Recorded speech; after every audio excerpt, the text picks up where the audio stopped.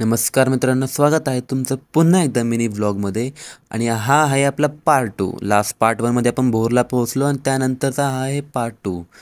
जसं जसं सकाळी उठलो आणि लवकरच फ्रेश वगैरे होऊन हा सिनारो पाहिला, ज्यामध्ये डोंगरजवळचं धुकं वगैरे आणि डोंगर भागातली जी हवागार ती अनुभवली. आणि त्यानंतर फ्रेश होऊन मी निघालो दाजींसोबत मंदिराकडे.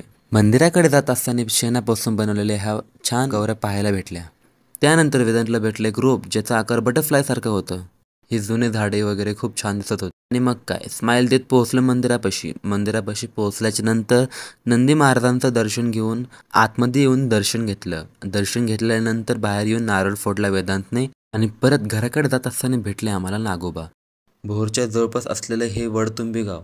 ह्या जवळपास ह्या गावाच्या सगळीकडे डोंगरचं भाग आणि डोंगर पाहायला भेटतील तुम्हाला. आणि ह्यानंतर मी आलो घरी. घरी आल्याच्या नंतर रायरेश्वर किल्ल्यापासला जो वातावरण हे पाहून खूप भारी वाटलं, कारण की जवळपास सगळे ढग वगैरे होते.